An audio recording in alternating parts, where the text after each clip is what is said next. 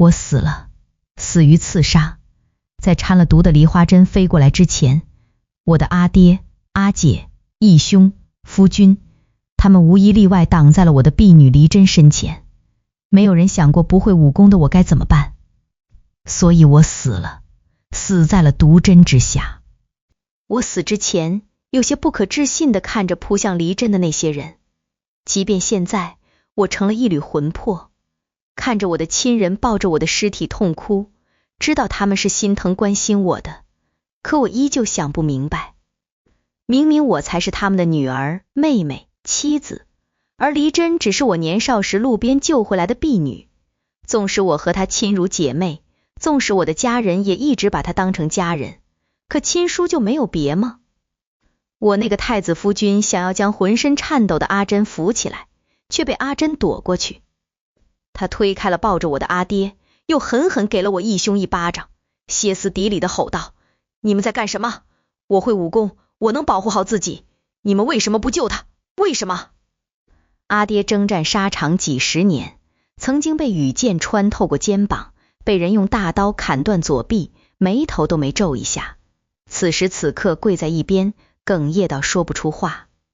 义兄和阿姐也是魂不守舍，他们似乎不相信我已经死了的事实，而我的太子夫君眼神里的心疼已经溢了出来。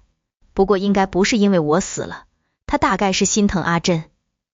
阿珍那样明媚飞扬的女子，之前为了保护我被人生生踢断了2根肋骨都没吭过一声，如今涕泪齐下，我该怨她的，怨她分走了原本属于我的宠爱。可我看到她哭成这个样子，竟有些舍不得了。我大概知道太子齐化为何要保护阿珍，无非是男欢女爱，情根深重。京都的女子大多讲究弱柳扶风之姿，我和阿珍从边关过来参加太子选妃宴的时候，那些个女子风一吹就得用帕子捂着嘴咳嗽2声。偏偏那天风大，贵女们的咳嗽声此起彼伏，我的阿珍瞧见了，皱了皱眉头，托我给皇后进献了一本五琴戏，让这些世家女子们跟着练2-3个月，强身健体。我本不想管这些闲事的，可阿珍难得求我，我便硬着头皮哆哆嗦嗦起来，哆哆嗦嗦将书献了上去。那天一直不苟言笑的太子齐化难得露出笑容，眉眼里的温润是我不曾在边关男子脸上见过的，声音更是好听，像是山间清泉，泠泠清脆。霍将军一家不愧是习武世家，没想到霍二小姐看上去柔弱，竟也会武术。五琴戏实在算不得什么武术，我们家都是拿它当日常锻炼用，为的是长命百岁，骨骼硬朗。那天以后，齐化便时常约我，他似乎对边塞战争很感兴趣，总是缠着我聊一些兵法战术。我家世代为将，不论男女，我的母亲、阿姐都是名扬四海的女将军。可到了我这儿就不一样了，小时候家里人确实教过我习武，可我在武术上如同痴儿，半点不通，又体弱多病，就算了。至于兵法战略，我脑子愚笨，对这些也无甚兴趣，便是父亲阿姐每每恨铁不成钢，也打不起精神来学这些，所以我和齐化是没有共同话题的。但太子找我聊天，我也不敢冷场，恰好黎真是个武学天才，也爱好研究兵法，便将聊天的事儿推给了他。我能感觉得到，齐化对黎真的欣赏逐渐加深。这么多年我都习惯了，不管在哪里，黎真都是受人喜欢的。就比如在边塞军营的时候，她武功高，头脑聪明，比起我，她更像是霍家的女儿。我爹、我阿姐、我的义兄都爱跟她切磋武术，平日里和突厥小打小闹的时候，就爱带着她一起。在霍家军打了胜仗，得到了好东西的时候，他们总会给黎真挑些对她胃口的小玩意儿，一把精巧的匕首，一柄削铁如泥的长剑，一件白虎皮做成的长衣等等。而他们只有在我生辰的时候会给我礼物，也会给黎真一份。我曾经偷偷看过他们顺带着给黎真的礼物，很明显比我的更用心。我记得有一次阿姐和义兄外出，我托他们给我带回来些解馋的果干，可他们回来的时候带的是油腻的烧鹅和卤肉，这是黎真爱吃的。面对我的质问，阿姐说，酸酸甜甜的果干有什么好吃的？我很失落，也很嫉妒，有时候不免恶毒的想，要是当初我没有把黎真救回来，阿姐和义兄的宠爱是不是就不会被分走了？那一天，阿娘狠狠抽了阿姐和义兄一顿。因为晚饭的时候我很不开心，阿娘察觉到后询问了我院里的下人，我阿姐还很不服气的反驳，她这么多年想要什么没有？我给阿珍买个烧鹅怎么了？阿娘甩鞭子的力气更大了。阿爹就在旁边劝，还数落我不懂事，没吃到果干而已，小题大做。纵使阿娘是站在我这边的，可我心里还是很难过。但阿姐是我的姐姐，我小时候她待我极好，我不想阿姐挨打，此后便没让阿姐和义兄带过东西。阿珍看上去大大咧咧，心思却十分细腻的。在那之后，她只要出门，无论多晚回来，都会给我带爱吃的零嘴儿，我便没有那么怨她了。二，太子齐化对阿珍的欣赏转变成喜欢，大概是因为一场皇室公主的比武招亲。那是在5年前，大梁北边的姚国派了使臣过来，求娶齐化异母同胞的亲妹妹齐罗。他们自知是小国，公主嫁过去实在是委屈，便提出了比武招亲的建议，派出自己国家最厉害的勇士，如果能在擂台上站到最后，那大梁国势必要给这个面子。两国和亲本是交好，皇帝即便心里再不乐意，可人家已经退了一步了，自己还不点头，岂不是明摆着看不起人家？只是京都这些世家子弟呀，一身武术全都是花架子，半点用都没有，刚上擂台就被对方的大力士给扔了下去。我和阿珍原本躲在角落里看热闹，眼见着那身高8尺、体重200来斤、络腮胡子一大堆、奇丑无比的大力士就要站到最后，而身材纤弱、长相清秀的齐罗公主在帷幔后脸色惨白，泫然欲泣。我便把阿珍推了上去，本是想用我的暗卫领语的，可她说什么都不肯上去。我无奈，只能把她身上的男装扒下来披在阿珍身上，让阿珍去。阿珍果然不负众望，10招之内打败了傲娇大力士，之后又踹下去几个不自量力的姚国人，站到了最后。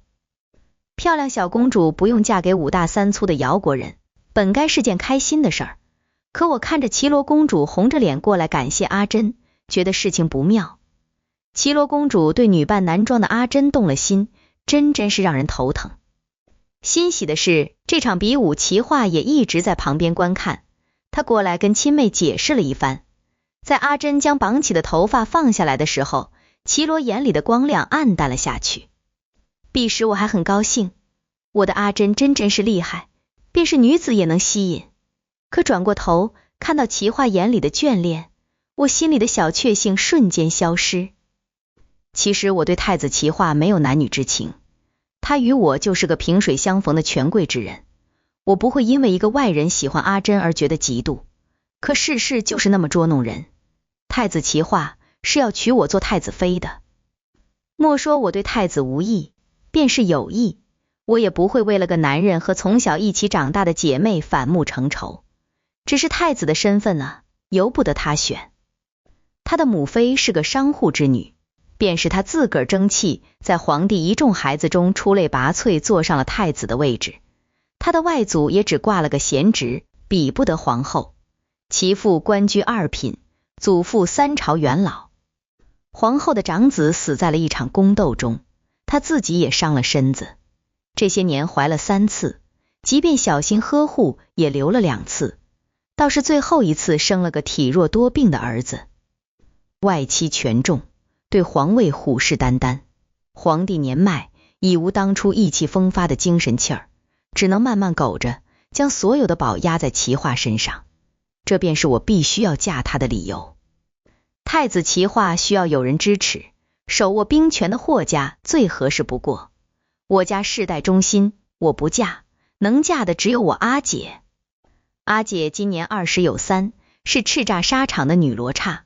她这辈子只对带兵打仗感兴趣，是9天翱翔的鹰，是草原驰骋的马，让他困在皇城的方寸之间，恐怕他会疯。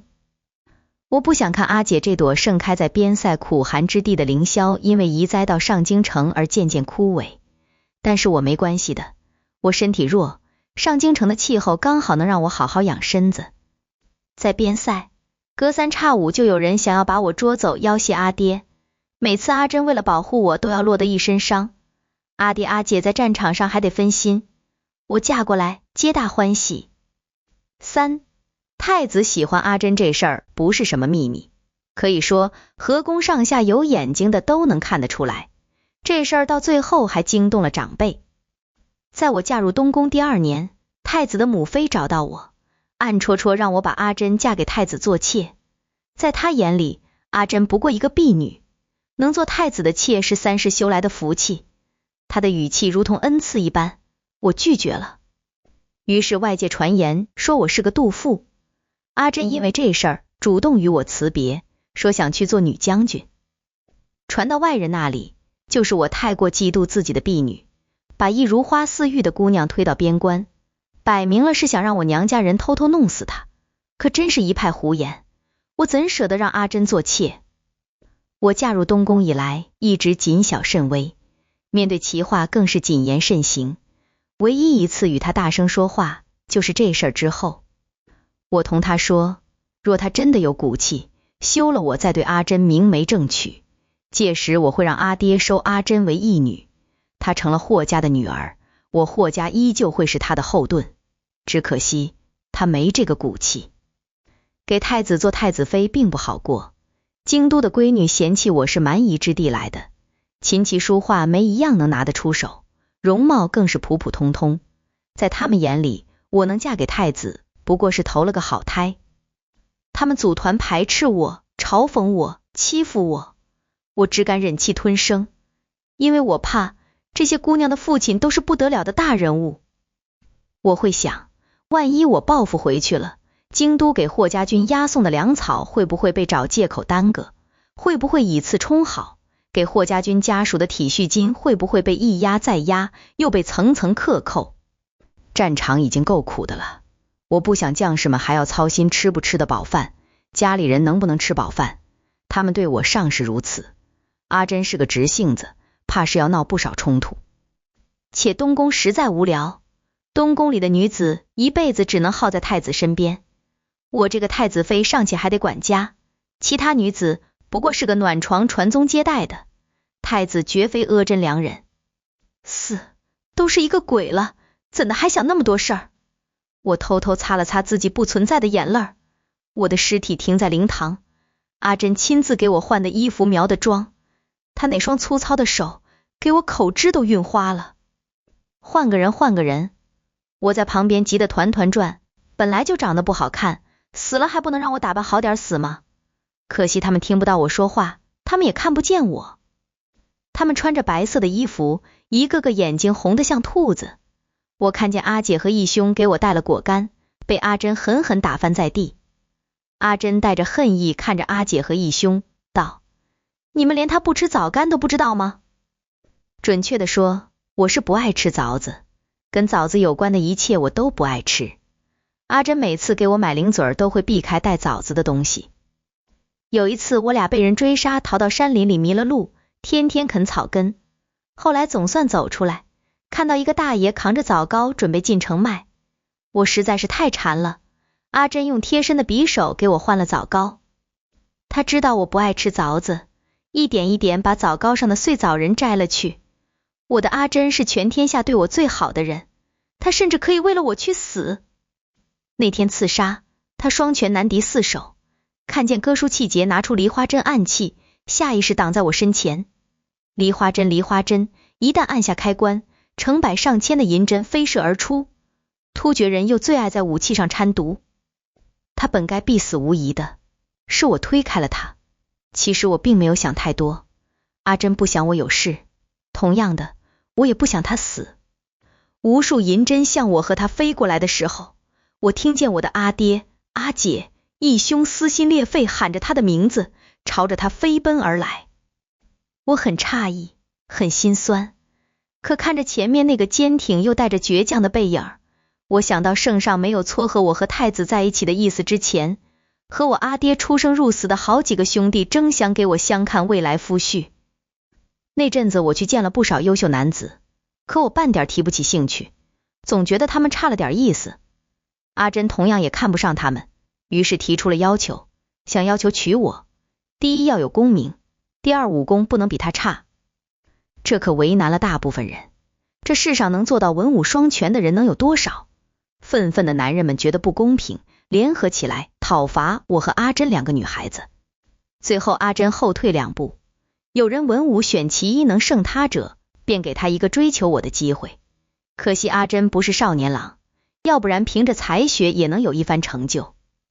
之后我清静了许多，我那些个叔叔调侃，有阿珍一日在我面前，我便一日瞧不上任何男子，变着法子要把阿珍拐去战场带兵打仗，好降降我这眼光。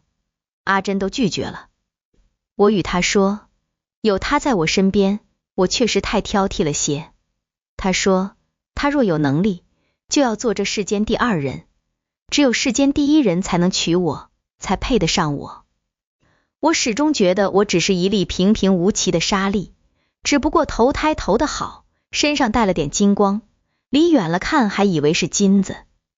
他虽没说过，但他言行里的细节，仿佛我是深海最亮眼的珍珠，可与日月争辉。阿珍对我那样好，我怎么舍得他出事？我心里埋怨阿爹他们不知亲疏有别，可细细想来，我与阿珍似乎也是更亲近些。东西被打翻，我那暴脾气的阿姐立马就要使用暴力，可一听到我根本不吃枣干，上来的脾气瞬间萎靡下去，撇过头，泪花又涌了出来。还有我阿爹，被阿珍冷冷盯着，像个鹌鹑似的，一动也不敢动，屁都不敢放一个。阿珍现在都这么出息了。我在几个人之间来回的飘，磨磨牙，恨铁不成钢的逮着义兄和阿姐骂，你是战场上的冷面阎王哎，手里10万精兵，看哪个小国不顺眼都能直接踏平人家。你竟然对一个婢女低3下4，还有你不是脾气最暴躁的女将军吗？谁惹了你，连他家祖坟里的蛆都得被拉出来暴晒鞭尸，你竟然对一个打翻你手上东西的小婢女忍气吞声。为什么只逮着义兄和阿姐骂？主要是阿爹毕竟是长辈，我不敢。可笑啊，活着的时候我见着这2人都犯怵，大声说话都不敢，做了鬼胆子都大了。阿珍是最重规矩的，尊卑有别，以往他说一句无关痛痒但不尊重的话都要自罚，现如今一不尊就不尊3个。我在灵堂里来回飘飘，半晌后坐在自己棺材上，看着屋外零零细雨，想到我很早以前查到的事儿，或许我是真假千金中的那个假千金。仔细算一算，这应该是哥舒契节第3次杀我了。他是突厥的名将，大梁和突厥陆陆续续打了20多年的仗，突厥一个弹丸之地能和国土辽阔、兵强马壮的大梁抗争20多年，一半的原因是他在打仗方面的天赋。20年前，阿爹在战场上斩下了哥舒契节长子的头颅，自此以后，他像是疯了一般，非要我爹也尝尝丧失儿女的疼痛。哥舒契节第1次杀我，是我刚出生那会儿，我的阿母亦是一位名将，从怀孕到生子皆在营帐。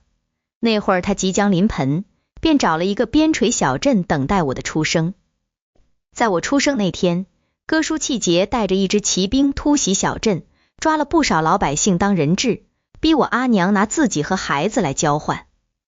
那时他做这个决定，大概就没想着自己能活着回去。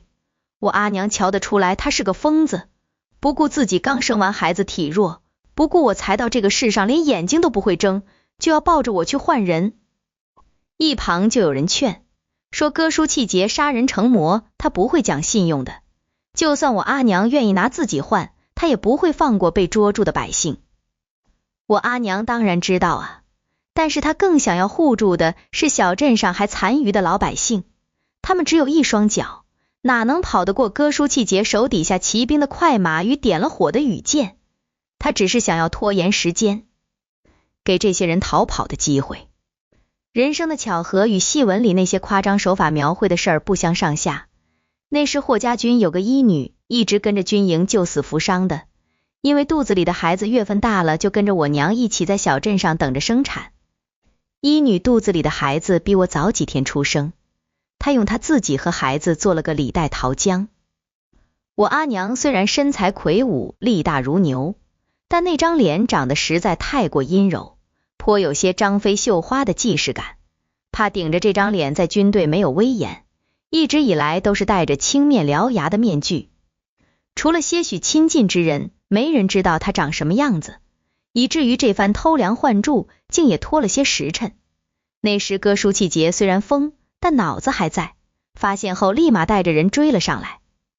我娘带着残余的百姓进了险象环生的丛林深处，一路躲躲藏藏，但我那时是个孩子，什么都不知道，只晓得饿了就哭，不舒服了就哭，哭得上气不接下气，哭声会暴露躲藏的位置，所以当时我娘的决定是将我丢掉，不但如此，还要利用我的哭声引开哥舒气节。我将调查到的零碎片段拼拼凑凑，大抵就是真正的霍家千金在出生那一年被当成引子，但是运气好没死，兜兜转转又回来了，变成了能文能武的黎真。但黎真到底是不是他们亲生的，实在无法查证。霍家军里最厉害的军医说过，无论是滴血法还是滴骨法，都无法辨别孩子是否为亲生。民间用这种方法认亲是极为荒唐的，目前并没有任何准确的法子能够认亲。后来我遇到2个女孩子，她们与其他人很不一样，总说自己来自未来。她们是2016年平江省高考文理状元，原本该高高兴兴准备去清北，却没想到双双来到这鸟不拉屎的地方。她们懂得很多，非常多，不但认同老军医对滴血或滴骨认亲的看法，还跟那老军医说了血型的事儿。那老军医根据这2个女孩子传授的知识，还自己研究了一套输血之法。从此我霍家军的死亡率下降不少。6. 阿爹他们被赶出去了，灵堂里只剩下了阿珍。他看着我的尸体，用帕子一点一点抹掉我脸上的胭脂。我点点头，表示对他自知之明的赞同。倘若他能让东宫里一直伺候我的丫头青离为我上妆，我会更感谢他。我的尸体停在霍家在京都的宅邸，是阿珍请求我爹执意把我接回家的。他大抵觉得齐化不配拥有我的遗体。圣上对齐化危急时刻冲上去保护一个婢女也感到颜面无光，便随了阿爹去了。入了夜，几个人排排站给我守灵。阿珍大约是觉得其他人实在眼烦，跑去整理我的遗物。齐化将遗物交接给阿珍的时候，看着他的眼神满是愧疚，给我气的真想戳瞎他眼睛。你愧疚个屁，你不该难过我死了吗？我在齐化旁边溜来溜去，做了鬼以后，我这身子骨倒是硬朗了，扯下自己一条腿当棍子抡来抡去都没问题，可惜抡在齐化脸上只是不痛不痒穿过他的身躯。刺杀之事实非你我所想，你也不必太过自责。齐化道，声音饱含深情。他从前与我说话都是冷冷淡淡的，难得见他用这种语气说话。阿珍本打算转身离开的，听到他的话后抬眼看着他。我瞧着他眼里的红血丝，赶紧把自己的腿安回去，明知道碰不到他，还是抱着他的腰，生怕阿珍一气之下把齐化给剁了。太子心悦我？阿珍问。齐化愣了一下，垂眸后再抬眼，坚定且深情的眼神是最明显不过的回答。何时？阿珍又问。大抵是与黎姑娘畅谈兵法史书的时候，已然心动。许是想到了过往那些相处片段，他眸色温柔，让我气得差点两眼一翻。鬼声结束，早知今天要死，死之前我该找个麻袋给他套上，狠狠打一顿。畅谈兵法，阿珍呢喃，嗤笑一声，瞧着齐化的眼神满是讽刺。若我没记错，太子心悦我时还没被赐婚呢，既心悦我，为何又要娶别人？是因为我一介布衣，身份与殿下悬殊，还是太子舍不得霍家兵权，想利用霍家稳固朝中？若是前者，殿下若能让我心生爱慕，我靠双手必能在边疆杀出一条血路，加官进爵，站在与殿下比肩的位置。若是后者，为夫者不爱妻护妻，占了人家的便宜，连敬妻都做不到。你凭什么觉得我会看上你这样的人，看上你这样道貌岸然、自私自利的伪君子？天道不义，做鬼都被人惊掉了下巴。我震惊阿珍说的话，拼命想捂住他的嘴，骂太子是要被砍脑袋的。齐化面上带着几分恼怒，阿珍不管不顾，抱着我的东西转身离开。我在东宫里的东西不少，但阿珍怀里就一个小匣子。我心中好奇，确定齐化不会找人把阿珍拖去砍头之后，跟着阿珍来到了他的屋子。天杀的，匣子里装的全是我的日录。从小除了娘、哥哥姐姐还有父亲都不怎么陪我，府上下人与我说话总是带着疏离感。因为边关很乱，我也鲜少能出去玩，一肚子话憋着难受，就养成了写日录的习惯。算一算，写了有14年了，匣子里10几本厚厚的日录，字迹从青涩歪斜到一手漂亮的簪花小楷，全都是我的回忆。既是日录，里面有些话便是连阿珍也不知道的。现在看到他在翻，想到里面曾经记录过的一些东西，我脸红如火烧云。这不是公开处刑吗？这厮怕看不清，估摸着是将全府的蜡烛都点上了，屋子里走2步都得拎着裤脚。我在他身边急得团团转，想阻止他却阻止不了，只能眼睁睁看着他翻阅我的日录。真想两眼一翻，鬼生这辈子就过去了。等我长大了，我要种好多好多的粮食，让7城百姓顿顿都能吃饱。等我长大了，我要养好多好多的鸡，督促他们多多生蛋，让7城的小孩每天都能吃到糖水蛋。等我长大了，我要赚好多好多的钱，给受伤的大哥哥大姐姐买糖糕。这大概是我8、9岁的时候写的，纸张已经泛黄，上面的墨迹也带着岁月的痕迹，只怕稍稍磨损就看不清了。阿珍就这么一点一点翻着，从我8、9岁的青春无邪了解到我嫁为人妇后的一肚子牢骚，中间夹杂着我对阿爹阿姐不疼我宠我的怨怼。一匣子的日录，他翻了1天1夜未合眼。屋内一地凝固的蜡油，他起身踉跄2步后，看着一屋子寂寥，忽而惨然。怪我，他道，怪我与你太过疏忽，竟不知你心里藏着那么多事儿。我沉默，他可半点没疏忽我。自从他当了我的婢女，我写日录都是偷摸写的，写完藏起来还得上好几道锁，没有所谓的霍家真假千金。他抚摸着匣子，动作温柔。霍家人看中我，是因为我可能是……他顿住，抱着匣子来到了我的灵堂。我其实半点不想看到我的尸体，过去2天了，这会儿尸体肯定更难看了。可心中好奇阿珍刚刚说的话，还是选择挂在他肩膀上，跟着来到了灵堂。阿姐义兄又在那烧纸了，我要是说话能让他们听到，定然要告诉世人，你们烧的东西压根到不了鬼的手上，都是假的，都是人家为了挣钱搞出来的噱头。有烧纸的功夫，不如给我烧馄饨糖糕，我还能在边上闻闻味儿。阿珍从匣子里取出其中2本日录递给阿姐，神色冷漠，或许你该给你妹妹一个解释。阿姐一愣，接过我的日录翻了起来。今日阿姐抱了陈叔伯家的妹妹，阿姐还夸她是练武之才，是不是我把武术练得特别厉害了，阿姐也会抱抱我呢？可是练武好痛苦。今日阿姐横了我一眼，我能感觉到她不仅讨厌我，还恨我。我问阿娘为什么，阿娘说我理解错了，阿姐只是脾气不好。我不小了，是不是恨？我知道的。4、5岁记事的年纪，遇到自己讨厌的人，那自己也讨厌他。到了8、9岁，知道阿姐是我这世上至亲之人，她讨厌我，甚至恨我，只会让我难过。我将这些密密麻麻被忽视的感觉记下来，大概是想疏解一下心情，那上面还有我的泪滴落在字上将墨晕开的痕迹。后来时间久了，我也习惯了，不再奢求姐妹亲情。但我这人心思敏感，外界总有人调侃阿珍更像是霍家的女儿，我像是捡来的。再加上我出生时遇到的事儿，纵使家里人闭口不提，也能从外界闻得一些。我找人查了这事儿，无果，只有零星点的线索，被我常年看话本子的脑子自动补出了一番坎坷人生。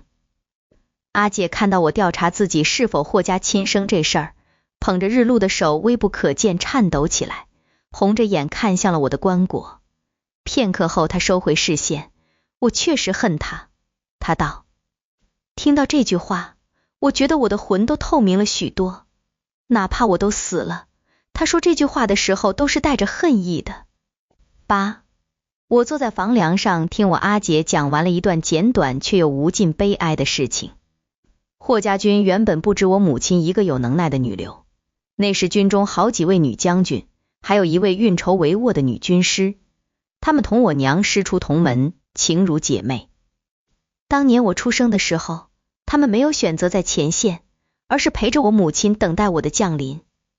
后来仓皇跑路躲进山林，因为我哭，母亲要用我引开敌军，她的师姐师妹们选择赌一把自己的能力，带着我杀出一条血路。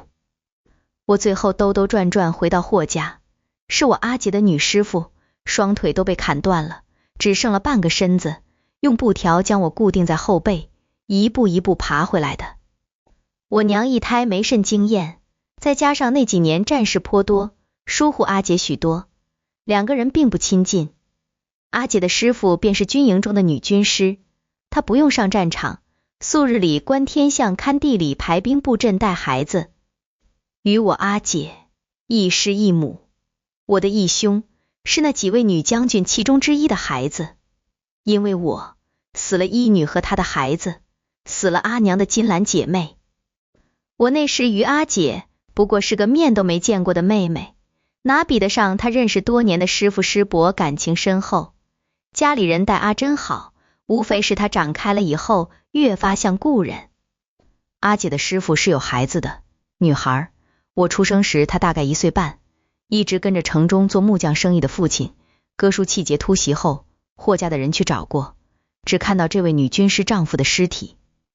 经年后遇到与之7分相似的面庞，哪怕证实不了他的身份，也免不了多疼爱关照些。我在房梁上晃着腿，如此我也懂了，懂阿姐义兄为何更偏爱阿珍一些。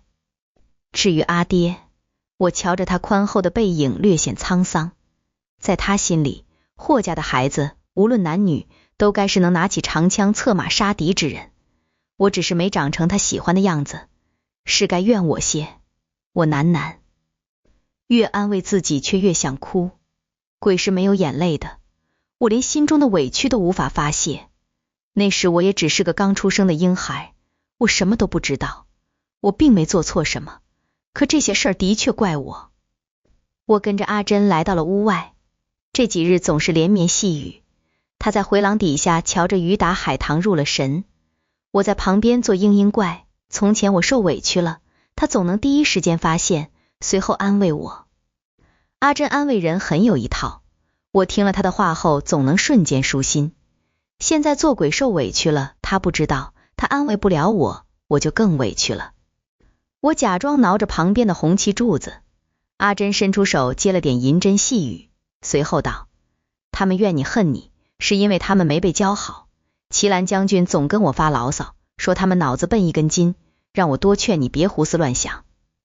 齐兰是我阿娘的名儿，她本不姓齐，草根出身，靠双手一路打拼坐上女将的位置。我爹武官世家，在阿娘和我爹两情相悦后，圣上便赐了我娘皇姓，意在让我娘下嫁霍家，免得被家族里一堆瞧不上平民出身的叔叔婶婶哥哥嫂嫂低看。阿珍看着潇潇雨幕弯了弯嘴角，不论是医女、军师还是将军其他的师姐师妹，他们救你不是为了你，是为了将军。若有一天你我遇到相同的险境，我亦会如此。我对你有私心，我对你有私心，便会救你所爱，救你所珍，无怨无悔。我放声大哭，与其埋怨自己，不如唾弃他人。我爹他们一堆榆木脑袋大老粗，又怎么知道一声姐妹大过天？阿珍果真还是那么会安慰人。9，我的灵堂竟也渐渐热闹起来。一直随军的那老军医在我这处了好几天，大有我不下葬他就不离开的趋势。我瞧着他时不时就得垂垂的腰和发白的胡子，实在不忍心。可惜这小老头实在是固执。还有我在东宫的婢女青离，眼睛肿得跟大核桃似的，人死如灯灭。其实我不愿他们这么伤心，尽早忘了我，好好生活才是。除了阿珍，他须得记着我，毕竟我救了他嘛。他要是忘了我，我会很难过的。停尸第4天，我的灵堂来了一对姐弟，我在旁边把眼珠子抠下来，对人家脸上半天才认出来，女的是青草，霍家边关府邸里的扫地丫头。我瞧着她丰腴的身材，啧啧两声。我来京都之前，她可是瘦的只有骨头，看来这几年她伙食不错嘛。她和她弟弟跪着给我烧纸，眼里泛着泪花。堂外一阵风吹进，将我棺材旁放着的日录吹得沙沙作响。我阿爹也不知道抽什么风，这几天就坐在我棺椁旁翻看我的日录，对我公开处刑第2次。他看到我嫁给齐化这几年过得很不好，现在拎着剑去东宫给我要和离书去了。彼时我还在想，我都死了，和离还有个屁用。正不屑翻白眼的时候，阿珍拉开了拦着我阿爹的义兄，道：我需要名正言顺地带他回北疆，将他与齐兰将军葬在一起。我沉默了。阿娘生了我之后气虚血亏，上不了战场，本可以找个江南水乡好好养身子骨的，可她还是愿意一辈子耗在边疆，最后死了也是葬在大梁和突厥的边界处，那里埋着霍家军无数将士的骸骨。他们当初参军的时候就说好的，若是战死了，尸骸不必回归故土，就用他们的尸身孕育花草，等到边疆安宁，赠永世春来鸟语花香。我好久没回去看看了。青草用身躯挡住了风，将散在地上的日录捡起，瞧见我7、8岁写的东西后，眉眼低垂道：姑娘是我遇到过最善良的姑娘，也是心思最细腻的。阿珍眼神移向了他，等着他的下文。阿弟14岁时生重病发高烧，大夫说多半活不过半个月。阿弟就跟我说，想在生辰那天吃一碗糖水蛋。我那时儿在府上得到消息，事儿都不想干了，躲了个僻静的地方哭，恰巧被姑娘看见了，她就给了我一碗糖水蛋。青草道。青草的弟弟想起那段往事，接话道：我记得这事儿，他还让我快点好起来，活得长命百岁了才能吃更多好吃的。也不知是不是这话鼓励了我，身体竟也渐渐好起来了。灵堂里肃穆的氛围一下子变得轻松了。青草弯了弯嘴角，那天姑娘又给了我一碗糖水蛋，祝我生辰快乐，盯着我吃了下去。当时边塞凄苦，便是姑娘一天也就分到1个鸡蛋。我后来打听了，是姑娘求着齐将军提前赊了明个的鸡蛋，后来每年奴的生辰日，姑娘都记着呢。阿珍也弯了弯嘴角，她连天天钻洞到府里偷吃的狗的生辰都记得。片刻后，她又道：齐兰将军将他教导得很好。老军医也接话：我也记得，他总是偷偷跑军营，给我帐篷里那些伤兵担子送糖糕，说嘴里甜了，身上就不痛了。阿姐听到这话，站起身，似是疯了一般冲了出去。从别人口中知道我是个好人，怕是给他这么些年的恨带来很大的冲击。阿珍将最后一张纸钱塞到火盆里，外面淅淅沥沥的雨已经停了，天边放晴。是了，她是世上最好的女子。阿珍道。我坐在她旁边，双手托着脸看着她。要不你带我浪迹天涯吧，长这么大，除了边关和京都，我还没去过什么地方呢。小时候看游记，总幻想着自己能到处玩，不过说了也白说，她又听不见。阿珍起身看了我最后一眼，将棺材盖缓缓合上。良久，我听他道：我会踏遍河山，圆你之梦。真好，他当真是这世上最了解我之人。